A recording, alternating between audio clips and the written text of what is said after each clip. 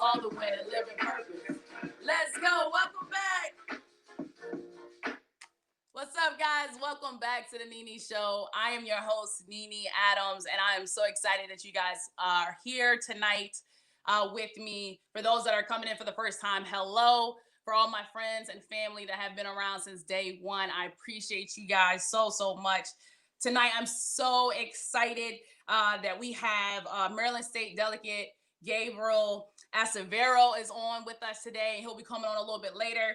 But there's so much that we're going to be talking about teacher professional development. We're going to be also talking about healthcare, police accountability, and for everyone that's wondering about universal basic income, we're going to go ahead and get on those topics today. So we're excited that you joined and are here to learn and grow with us. But before I get anything started, y'all know how I like to get down. Go ahead and pray with me really quick. Dear Heavenly Father, I just want to say thank you. It's not too often that we appreciate your presence. With everything going on in this world, we get distracted from what's most important, and that is you. You are there in the light, in the late night hours when we're crying out to you. You are there when we don't know how to feed our family. You are there when the bills add up. You are there when we are sick. You are there when we get paid. You are there when we get a promotion. You are there when we take a vacation, and you are there when the doctor tells us we don't know what's wrong, but by grace later on, we are healed. So please let us not forget that. You are our everywhere God. We love you, God. In your mighty name we pray. Amen. Amen. So guys, sometimes it just takes a prayer just to get you through. So I hope that was a motivation and it just touched somebody's heart today that is going through a difficult time. So what I like to do now is go over some of the national holidays that we are celebrating today and for the rest of the week. So today is October 5th. It is Amazon Prime Day. So shout out to everyone who has Amazon Prime. I do for my business. Some of y'all need to get rid of y'all Amazon Prime because during the pandemic, I saw too many boxes in front of people's homes. It was like Christmas outside. So I know some people's wives or husbands are like, okay, y'all need to chill out with the Amazon. But Amazon is a great company, great organization, and things can get delivered to you quickly. Those that are in college, you actually get a great discount, 50% off, or even some if you're with Sprint and their advertisements, they can give you some things for free for 6 months, or you guys can do like a trial for like $6 or something like that. You can't beat it. Amazon, shout out to you for just your great customer service, and also look up for the Nene Show so we can go ahead and get some sponsorship. Holla at your girl. All right. Also today, it is a Be Nice Day. So be nice. I don't understand why this is a national holiday. We should automatically be nice 100%, regardless of the day, regardless of the hour. We should be nice to those, any and everybody. And the reason I say this is because we've gotten away from just the respecting people part.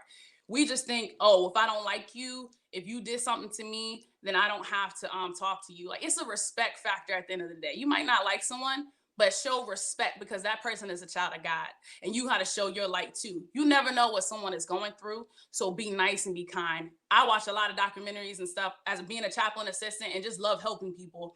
You never know what someone's going through. If you watch any of those documentaries when it talks about those that have had suicide ideations or those that have attempted suicide, the main thing that they all say at the end is that I wish that somebody would have just said something to me. I wish someone would have just said hello or something, then I wouldn't have jumped, or I wouldn't have did whatever it was that they were going to do to commit suicide. So just remember that in the back of your head. Be nice, be kind, love on someone, make sure someone is smiling today. All right. Also for October 6th, parents, you all last week have posted about your kids. You know, oh, my daughter this, it was daughter day last week, but guess what? Tomorrow is transfer money to your daughter day. So remember that, parents, kids, take a picture, send it to your parents and let them know, hey, can y'all transfer me some money? Now, Black kids, I will tell you this. Don't say the word I need. The moment you say that, there's going to be two things that's going to happen. The first thing might be, a slap, a hit is going to either come from the front or the back. I don't know which way it's going to come, but it's going to come. It might be a shoe. It might be something, but something's going to happen. That's going to be number one. Number two, you're going to hear some key words. For 9 months, I carried you. I was there for you when you were sick. Or you're going to hear the whole spiel. All right. So just make sure you're very tactful how you approach your parents. Like, don't come at them the wrong way. Don't say I need. I know my mom is probably laughing right now because those are the same things that she taught me. So just make sure you're tactful how you approach your Black mother and how you say how you need that money for tomorrow. But don't forget, parents, we love you. But mom, please, Mama Adams, go ahead and drop off to the Truth Mom's laughing, to the Truth Basketball account, because it is Transfer Your Money to Your Daughter Day. And lastly, October 10th is Mental Health Day. So make sure, again, like we talked about, reach out to those that are going through a situation. We are human, guys. We go through all emotions. We go through emotional roller coaster. Because I laugh and I giggle and I love to have a good time does not mean that I don't hurt. It doesn't mean that I don't cry. We all go through it. So look out for your friends, no matter who they are, and just show some love on them. Mental Health Day, guys. Don't forget that. All right. So we're going to have Mr. Gabriel. He is coming on the line. He is a community organizer. He is a political activist. He is our state delegate representing Maryland's 39th legislative district. Gabriel, thank you for joining us today. Thanks so much. Great to be with you. Oh, no problem. Thank you for joining us. I know that you have a very I'm sorry, I had to turn on my volume just a little bit. You have a very hectic schedule. So I just thank you so much, my brother, for taking some time out to just talk to us and, give us the information that we need as a community to help us, be empowered so we can make these decisions when it comes down to electing the right people and making choices for everyone, not just only people that look like us, but for everyone. So we are well informed. So thank you so much. Thanks so much for having me. Looking forward to the convo. No problem. And if you would like to tell a little bit of people about yourself a little bit, and then we can go ahead and dive in. No, I think you pretty much covered it. But yeah, just really excited to be on. As was mentioned, I represent District 39, which is in Montgomery County. It includes the communities of unincorporated Gaithersburg, Montgomery Village, parts of Germantown, parts of Clarksburg, and the town of Washington Grove. It's one of the most diverse districts in the state and in the country. I'm proud to represent a district that has a high immigrant community, the population-wise, majority women, and we are, a majority people of color district. And I think that not only reflects in the kind of the beauty of our community, but also what you see in terms of what we strive for as a community, right? So just really, really privileged to represent District 39 and really privileged to represent and to serve Montgomery County. I appreciate it a lot, from coaching at Watkins Mill. And you yeah. I remember that. Yeah. And we needed it. We're like a mixing bowl. You know what I mean? Yeah. Like mixing bowl, and we're trying to help our community. And I appreciate everything that you're doing over there for us. So we'll go ahead and talk about a few of your priorities that you are concerned about over at District 39. It might be other districts too as well, but education and transportation are your main priorities. What are you currently working on to improve the educational disparity that's going on and transportation concerns in that district? So when we talk about education and transportation, obviously it's an issue that's on the concern that concerns and is on the minds of a lot of District 39 residents. But when we talk about education and transportation, we got to talk about it in the context of our county, Montgomery County, because we're talking about MCPS, Montgomery County Public Schools. We're talking about our transportation infrastructure in this county and in certain parts of this county, particularly where we live in Up County, right? And what that means is that we need to look at the issue from a county perspective and what is being done, not just at the county level, but what the state is doing to support transportation infrastructure and investments in what we, or what I call multimodal transportation. So in other words, we are not just building more and more roads. What we're doing is we're investing in transit, right? Because we know that people of various incomes still need to get from point A to point B. And we need to be providing options to people, not only based on income, but also people who choose, like myself, who 90% of the time I take public transportation out of choice because one, public transit is not only important and effective in terms of getting me from point A to point B, but I understand the challenges as well. But it's an opportunity for me to talk with and listen to my constituents and what the concerns are, and to see, how transit functions in Up County and in District 39. And so my focus is really on ensuring that we're investing in transportation. The issue that we have right now when we talk about cuts, whether it's at the federal, the state, and at the local level, some of the first places to get cuts are in healthcare, in transportation, in housing, and in education, right? These really important things that make our communities safe and allow them to thrive. And so I want to ensure that we're fighting just for the funding, whether it's at the state level, in my capacity as state delegate, but we're also doing what's necessary at the county level, so that we're investing in multimodal transportation and in options for residents to get from point A to point B, but we're especially focusing on transit, right? Not only because it's an effective way of getting a good bit of us from point A to point B, but it's also good for our environment. And that's also what we need to be thinking about when we talk about transportation. And I'll say really quickly on education, Montgomery County Public Schools, we have a really great public school system. It's the crown jewel of Montgomery County, as a lot of people love to say. And there's reason for us to take pride in our school system and the kind of students that we produce, right? You've seen it at Watkins Mill, right? I'm really proud of Watkins Mill High School, Northwest High School, Clarksburg High School, all these high schools that are in my district that produce such phenomenal scholars. But we also recognize that we have challenges for some students, particularly students who are ESOL or students who come from low-income backgrounds and go to schools where their educators, the people who are providing instructions, aren't necessarily experienced. But not only that, they don't know how to relate to some of the students that are in their classrooms, particularly Black and Brown students. And we need to ensure that we're investing in education in a very holistic way. And I'll say real quickly what I mean by that. And that means construction, school construction, right? That's a huge issue. Studies had showed that Maryland public schools had been underfunded by at least $3 billion, right? And that's school construction. And that's a huge issue in Montgomery County is we have overcrowded schools, right? And we have crumbling infrastructure. So we need to ensure that we're investing in not only refreshing schools, but building new ones to meet the demand of the students that are going to be needing classrooms, right? And so we need to invest in school construction. We need to, and that's something that we did, by the way. The Maryland General Assembly, we passed what is called the Built to Learn Act.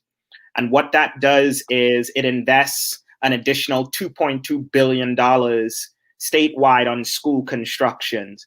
So what that means for Montgomery County, where we live, is over 400 million of that is going to come to Montgomery County for our school construction, right? And we need that because we need to be investing in our schools, whether it's to refresh them, whether it's to build new ones, and to ensure that our students have a proper classroom and infrastructure to be learning in, right? This is about 21st century education centers. But also we did something really important that folks need to be aware of, and that is we passed the Blueprint for Maryland's Future. And it is basically one of the largest and transformational legislations that the General Assembly has passed to transform our public education system. And we're looking at a lot of things, not just investing in school construction, but we're looking at things like, teacher retention, teacher salaries. We're looking at things like resources and funding formulas and equity models, right? And we've done quite a bit of that with the Built to Learn Act. With school construction. And so the Blueprint for Maryland's Future is sort of like the sister legislation of that.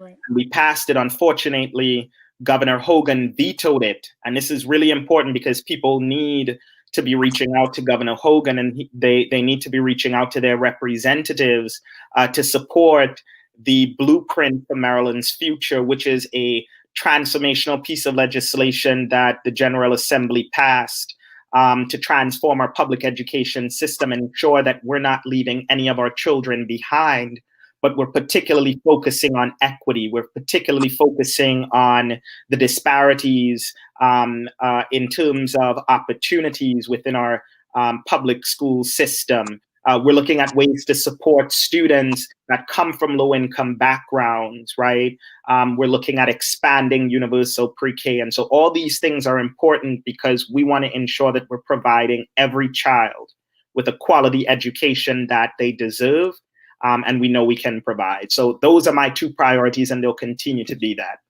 I love that. And the key thing, what you said, every child deserves that opportunity. Every child deserves a chance to learn and grow, not Yep. just a particular one, but every child. And I think that's And it's a right. It's a right. And we should right. always see it in those terms, because when we talk about education, the right of every child to a free public education, what we in essence are doing are honoring the inherent rights of every individual. I mean, this is something that is in the United Nations Charter. It's something that's fundamental to every single social contract, right, between the government and the people. And so anytime we see attacks on public schools and funding for public schools, an attack particularly on our educators and the teachers' unions, we should be pushing back, and we should be ensuring that we're making it clear that our public schools are some things that we value, because it is not only places where that our kids learn, but it's also really places where we exercise our democracy. Think about it. This is where people go to vote. It's at schools. This is where people have community forums. This is where we meet as a community, right? This is where we have recreational activities. This is where our kids learn. This is where we have graduate. So public schools are really important. And I think there's been really an abandoning of our public education system by a number of elected officials. And it's time that we focus not only on our public schools, but our babies as well. We do, because they are the future. So absolutely we have to give them everything that they need to lead this world, because we will not be here forever. So that is one of the key things. You talked about school construction, new construction, renovations.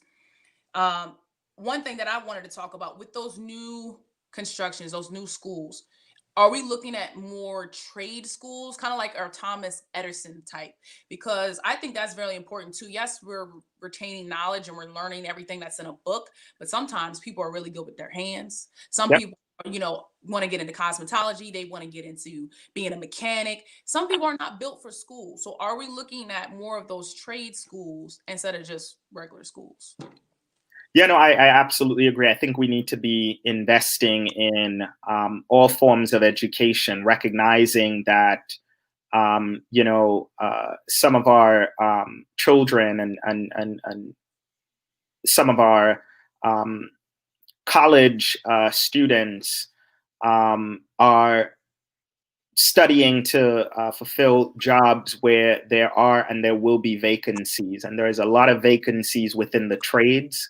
And I think you raise a really good point, and we need to be supporting students that want to go into the trades, whether it's carpentry, whether it's as an electrician, right? Whether it's going back to get a certification, whether it's cosmetology, whether it's, any form of trade that you're looking at, masonry. We should be supporting, students, because there are certain, as we've seen, there's a vacancy and there's a need and openings within a lot of these jobs, but also recognizing that not all of our kids have to go to college, and all of our kids want to go to college, and not all of our kids, based on their aspirations and their dreams, need to go to college, right? And that means accepting trade schools.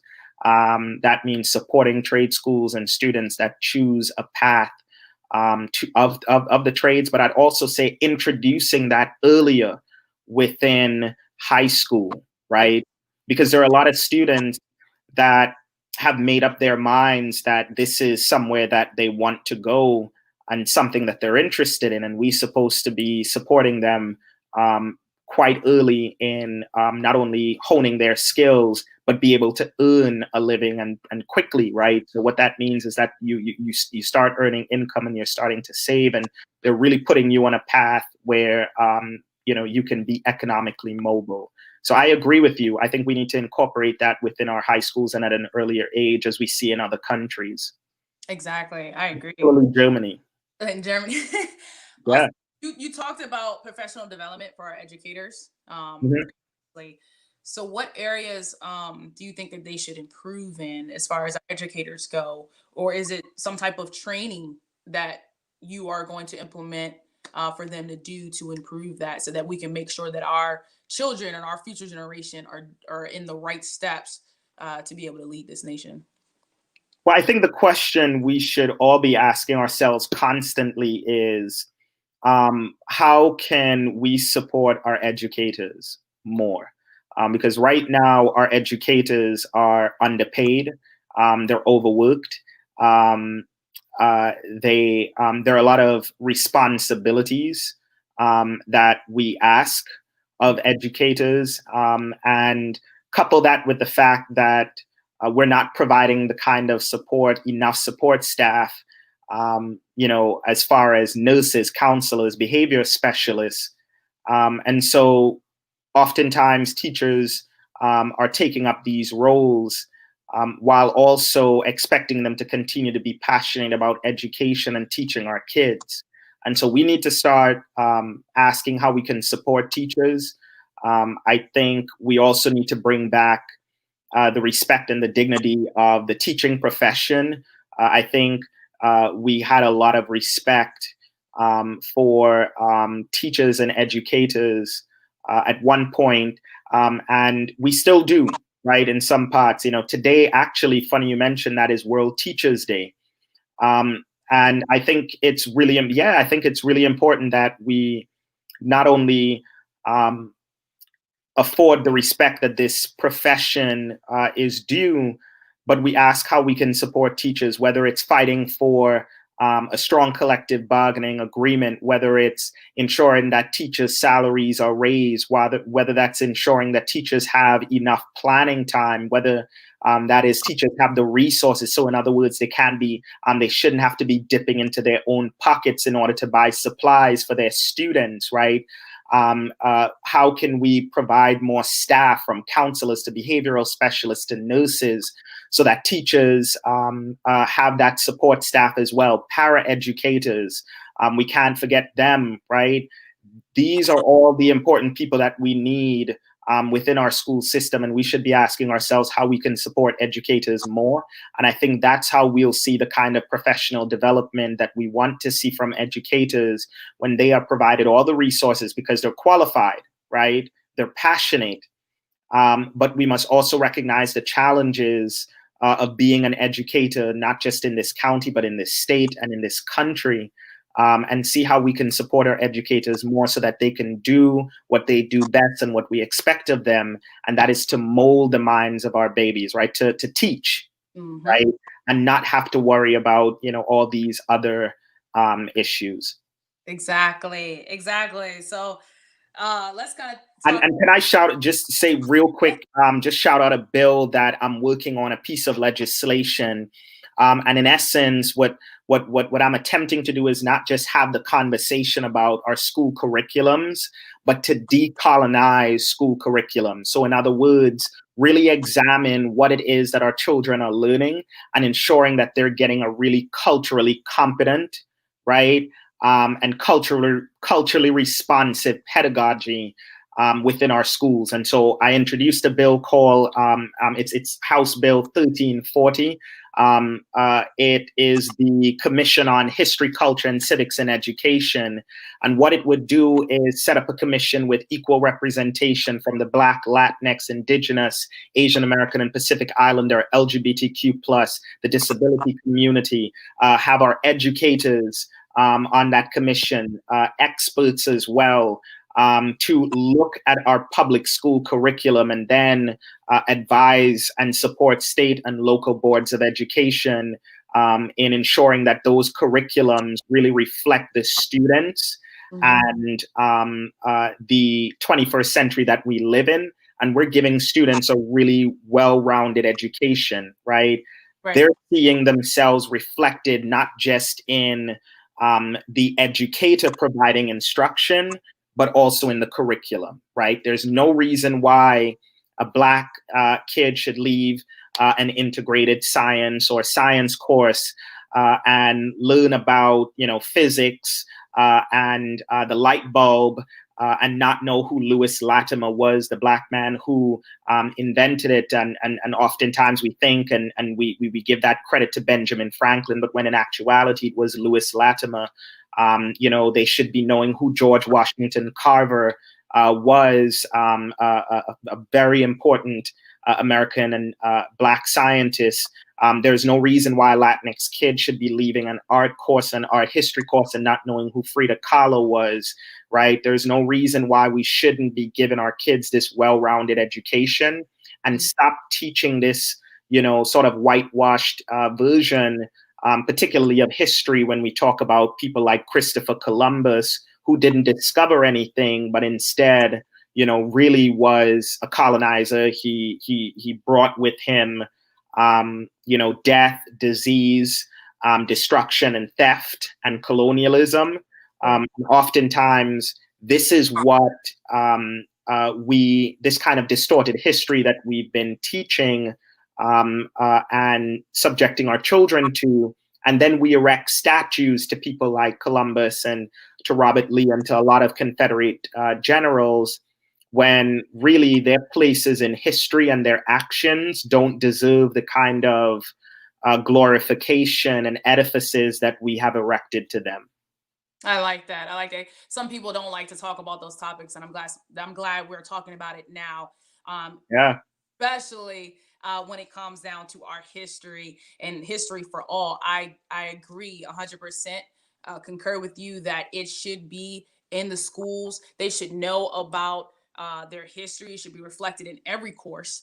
If it's math, PE, to whoever. Correct.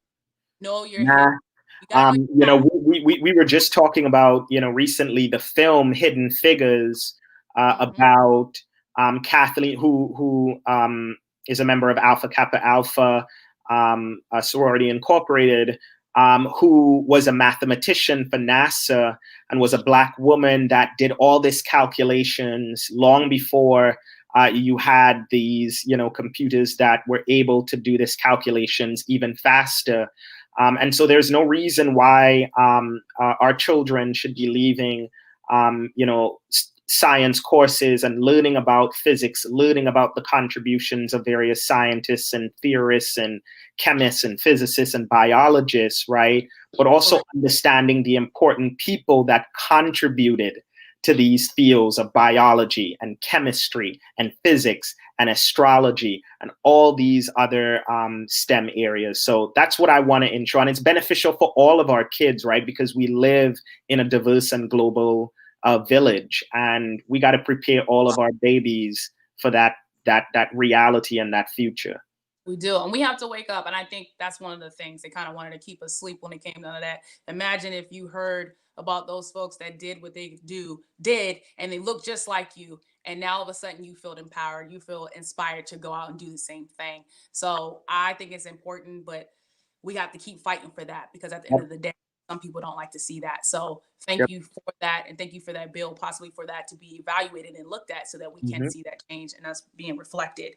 Let's move on and kind of shift gears a little bit and talk a little bit about healthcare. We're kind of going through this pandemic. We are going through a pandemic, right? COVID-19. In the middle of it. We don't know when this vaccine is coming out. We don't know anything. We're not even knowledgeable about what's going on and what is being injected to us. I've heard different stories. Don't get the flu shot.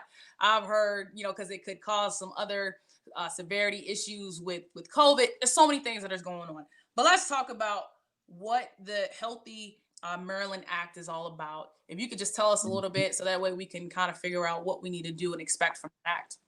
Yeah, let me just say I've been really hard at work in my district during this pandemic, and a lot of my constituents, my neighbors, my friends are really hurting during this pandemic. And whether it's issues with unemployment insurance, which has been a complete disaster under this administration, under the leadership of Governor Hogan. But we've seen whether it's a lack of protections for renters, whether it's a lack of protection for workers during this pandemic, and whether there's any regard for the disproportionate impact that COVID-19 is having on the Black and the Latinx community, on the low-income community. And Governor Hogan hasn't handled this pandemic the way he should have as the chief executive, whether it's engaging in a public stunt, buying all these test kits from South Korea that also didn't have reagents or had missing parts that ended up becoming basically ineffective, and in essence wasting millions of taxpayers' dollars to failing to do a number of the things that we've called on him to do to protect renters, particularly around this housing crisis that we're in. We've also talked about the disproportionate impact it has had on Black and Latinx Marylanders, and we really haven't seen that sense of urgency from this governor and this administration. And he has a lot of power to do a lot, particularly during this pandemic. And I just don't think he's been looking out for the interest of workers, of vulnerable people, and particularly people who are disproportionately impacted by COVID-19. And that's Black, Latinx, that is working poor or low income people, that is essential workers, right? These are our seniors. These are the people that we need to be focusing and mobilizing resources to. But as far as the Healthy Maryland Act, really what that is we are, it's a bill that I've introduced with Senator Jill P. Carter from Baltimore City. And it's a bill that would bring about Medicare for all in the state of Maryland. Maryland is the only state, rather, that if we wanted to pass a Medicare for all system, we could do that tomorrow because we have the foundation to be able to do that through our all-payer system, as well as through a number of exemptions that we have gotten as a state over the years, as far as federal, regulations and requirements, right? And so the Healthy Maryland Act would, in essence, bring about a single-payer Medicare for all system, meaning that all Marylanders within our state would be covered. What this is hoping to address is the issue of over 400,000 Marylanders still remain uninsured. And because of this COVID-19 pandemic and the amount of people who have been laid off or lost their jobs, the amount of uninsured people now have gone up. And so what we're dealing with is an issue of hundreds of thousands of Marylanders who are uninsured and vulnerable financially, and really are scared in this moment because you would have fall ill and, God forbid, and have to be taken to the hospital or for a doctor's visit, and you're dealing with a copay and you're dealing with an out of or a lack of insurance price that would cripple a lot of families. And so the Healthy Maryland Act is legislation that I introduced to ensure that we're covering all Marylanders and we're setting up a single payer Medicare for all system as a state. And we're covering all of our citizens. And we have the ability to do this. Maryland is one of the wealthiest states in the union. And I think it's time that we deal with the issue of health disparities. And the biggest way to deal with the issue of health disparities is to ensure that everyone, but particularly Black and Brown people, have health insurance and are covered and have access to quality health care. But it starts with Medicare for all, and that's what we're pushing. Okay, I got you. So once that's pushed, does that mean that they can just go in and seek help anytime that they want? No, doesn't matter. The same kind of look, Donald Trump right now, well, actually he's left, but right down the street in Bethesda at Walter Reed Medical Center at the hospital was getting world-class healthcare and treatment and was not charged a copay and would not receive a hospital bill. You know who else should have that peace of mind? All of us. Healthcare is a right. It is not a privilege. It is something just like education that we should be affording to everyone that lives in this country. We're one of the wealthiest countries in human history. We're the wealthiest country in the world.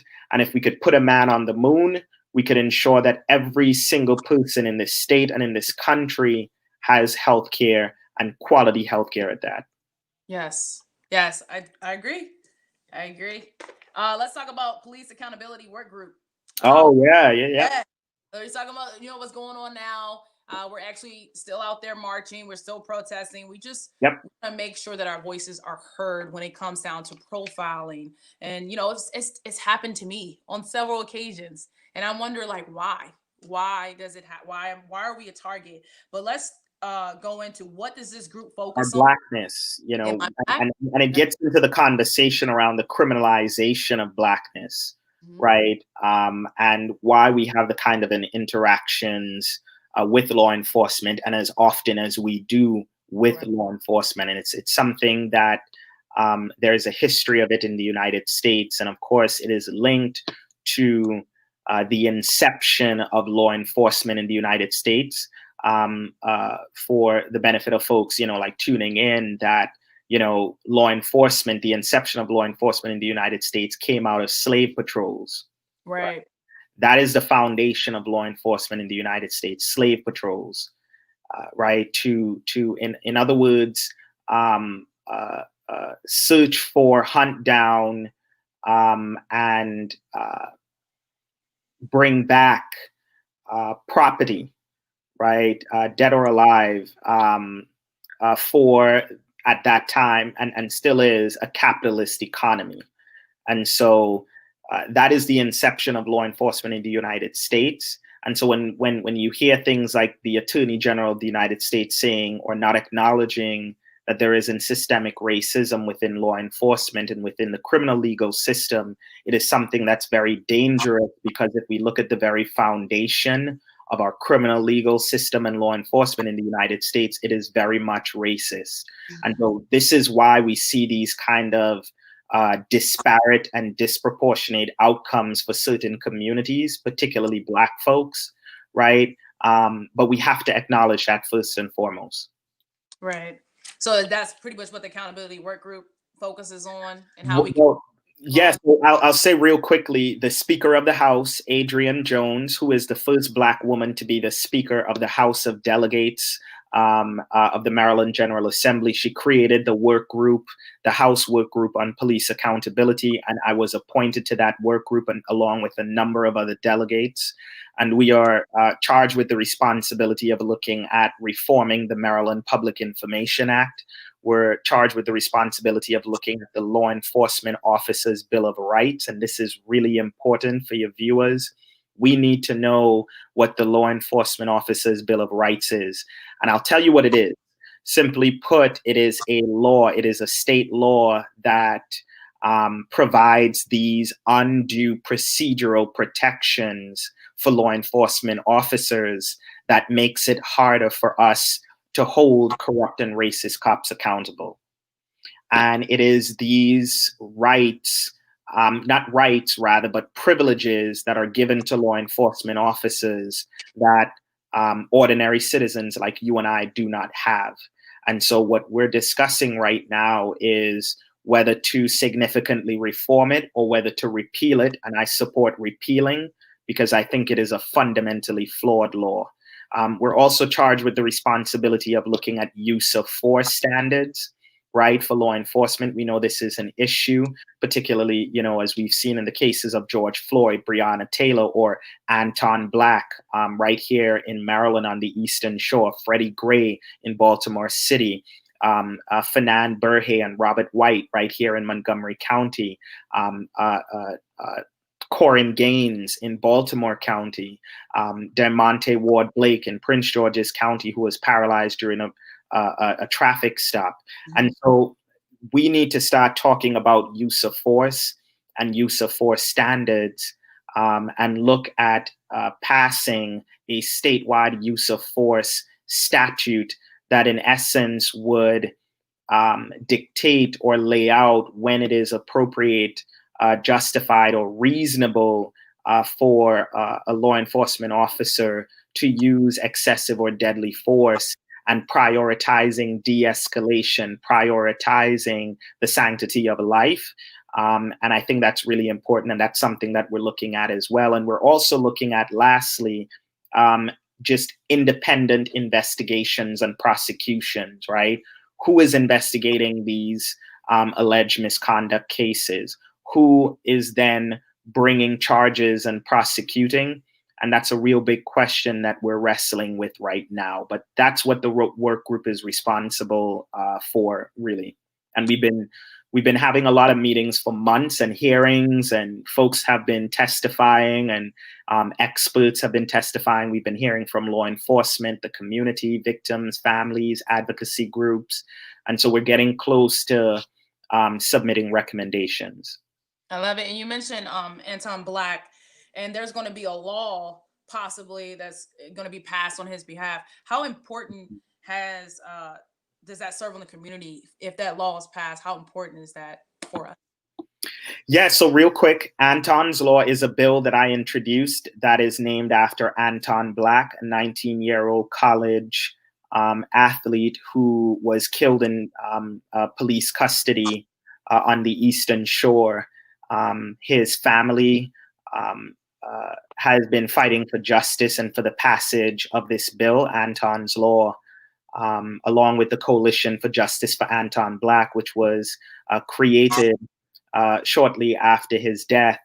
And what we are in essence are pushing for is the reform of the Maryland Public Information Act, which is basically the state version, the state level version of the Freedom of Information Act. So what information is the public entitled to, and what information public agencies are required to provide.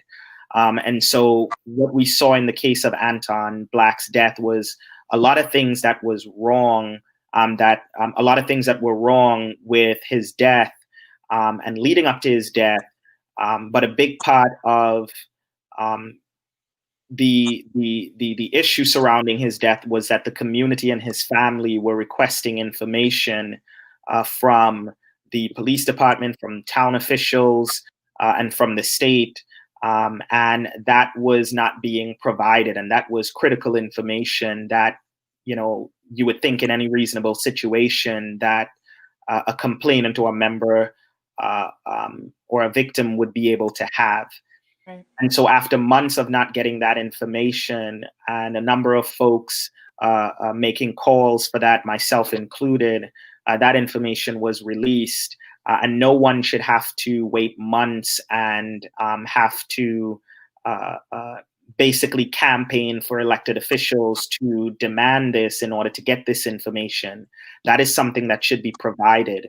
When we talk about reimagining public safety, and a lot of people use this term, and I think it's important for us as a community to understand what we mean when we say reimagining public safety. And as a Black Lives Matter activist, before I was elected, this was an issue that I was working on, right? It was a issue that I ran on when I ran for state delegate.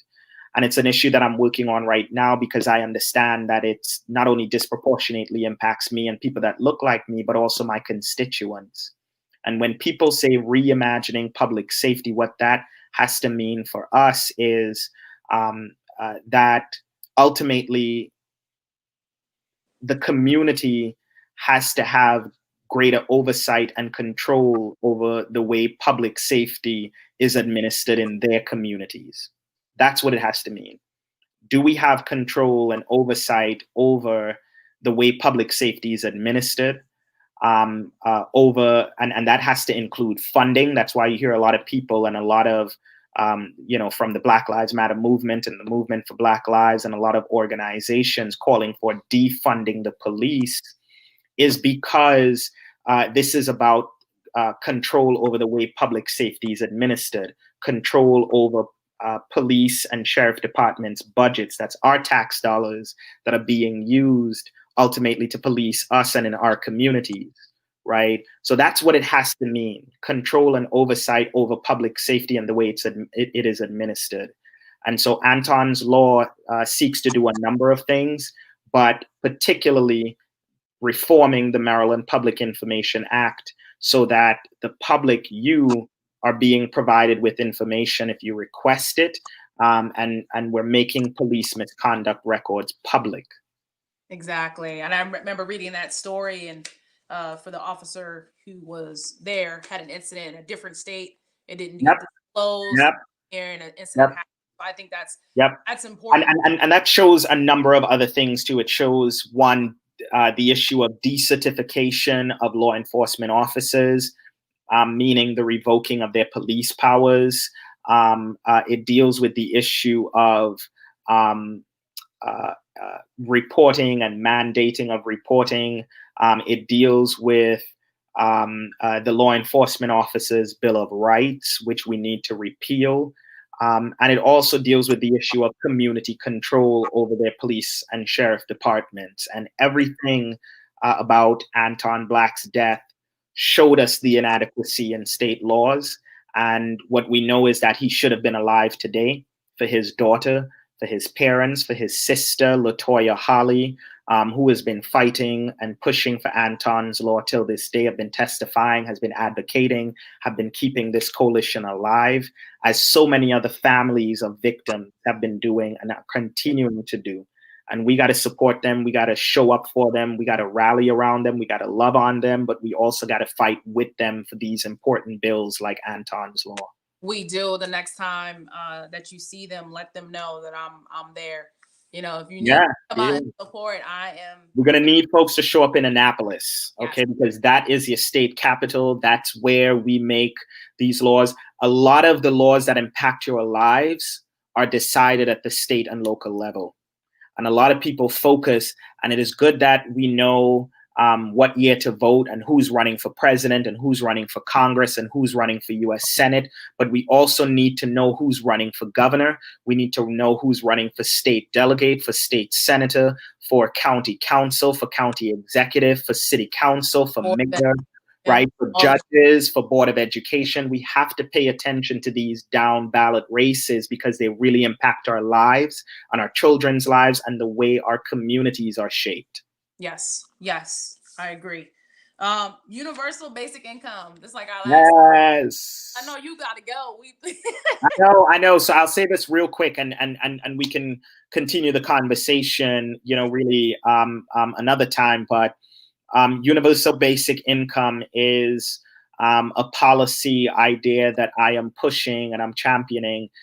It is one of the most powerful tools that we have to combat poverty.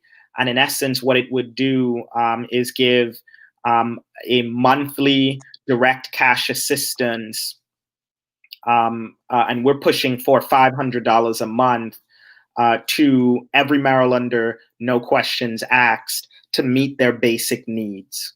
And that is what universal basic income is. For folks who have been following the presidential campaign, this is something that Andrew Yang ran on the Democratic Party ticket. It's also an issue that has been embraced both by Democrats as well as Republicans over the years. In fact, Richard Nixon, who was a Republican, was the president that helped to push and introduce universal basic income in the Congress. Alaska, that is a Republican-controlled state, passed universal basic income in the late 1970s and sort of implemented it in the 80s.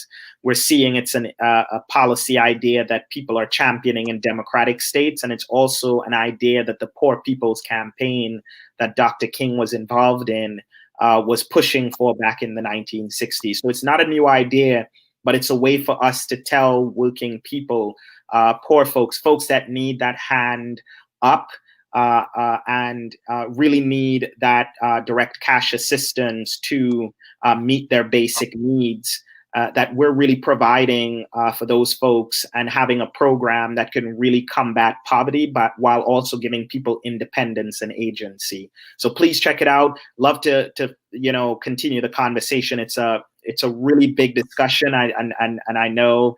I know I'm gonna get you back. We're gonna dissect it a little bit more and talk about every little thing that we can get out of that one. But the last final tip that I want from you, though, is that we're both young. We're both in the same age. We both are about empowering and bettering our community. And what last advice would you give to the young folks that are voting maybe for the first time or just haven't voted at all, to like how critical it is that right now is an important time to vote and study who you're voting for? Yeah, so millennials, Generation Z, right?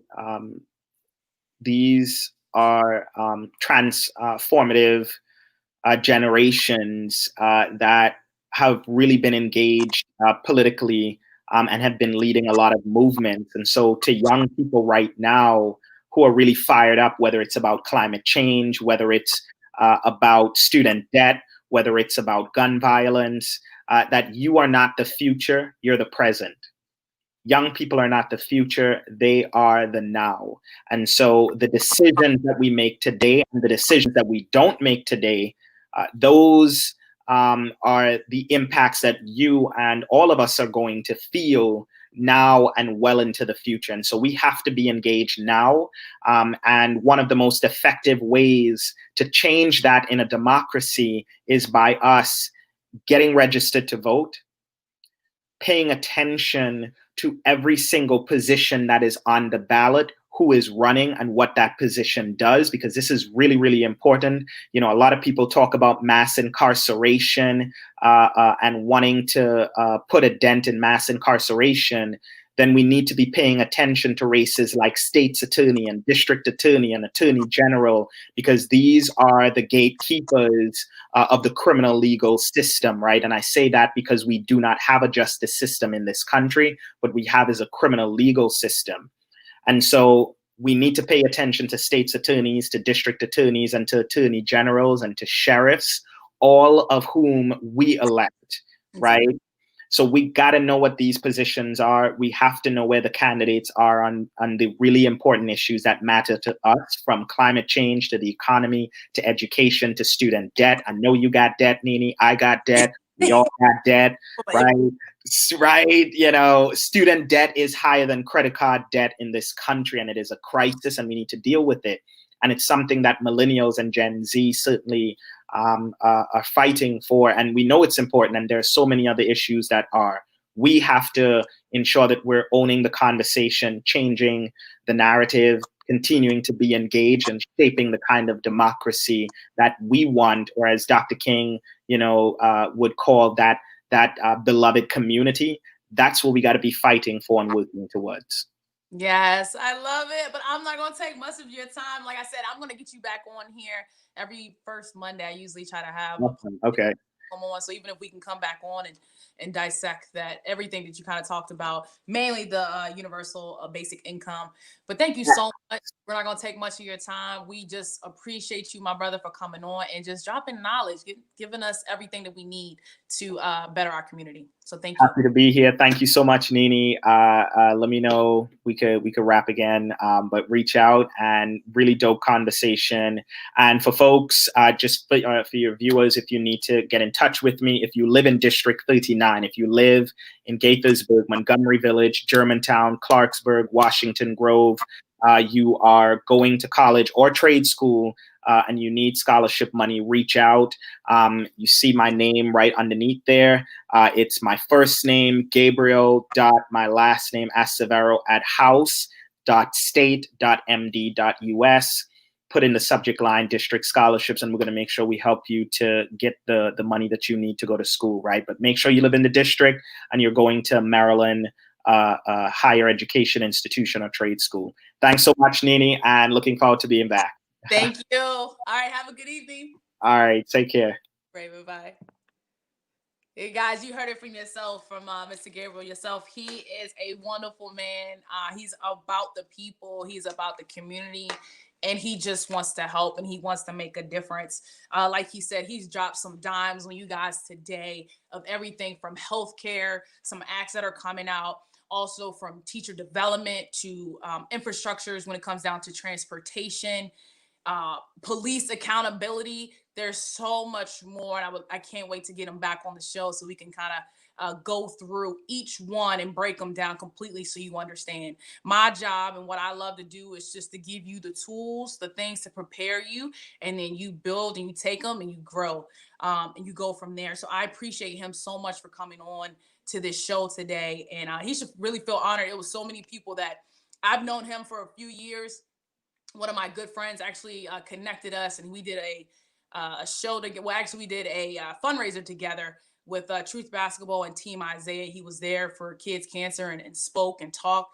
But the fact that you always see him out, like he's one of those politicians that are always out, always willing to help, and is there. He is a face. He's not something that sits behind a desk and for people to email him. He will get out there and he is involved. So I thank him for that. We're going to go ahead into the Nene inspirational of the week. Sorry, something's flying in my face. And what I want you to know is don't stress over what's not in your control. Let's say that again. Don't stress over what is not in your control. We all do it. We're human. We're automatically, naturally going to take a big picture. We have 10,000, 1,000 things to do, and we over exaggerate anyway. But we say, oh, we got so much things to do and a little bit of time, right? I want you to do is, instead of looking at it as a big picture, break it down and prioritize what's important. All right. Write a to-do list. Take, hey, I got my first 5. This is what I'm going to accomplish today. And I'm going to knock them out as best as I can. If you are unable to get through everything on your list, do not worry. It is okay. Don't stress yourself out. It only brings other, health concerns, issues to you. Sometimes you just have to let go and let God. One of my favorite songs when I think about that is from Yolanda Adams. And no, it's not my cousin. I wish. But she had a song that was called "The Battle Is Not Yours, It's the Lord." So make sure you understand the things that are out of your control. Leave them to God. Let him handle it. There's so many things that you hear about. You might have not been qualified for a job or a position, and you didn't think that you was going to get it. And then all of a sudden that opportunity opened for you to get that job. Let him be God and you be you. So I just want y'all to remember that. Don't stress over anything that's out of your control. And just know that you can get through anything if you put your mind to it. Never forget always our 3 things. Every day, try to inspire, uplift, and empower someone. Faith works. Nene out. Bye, guys.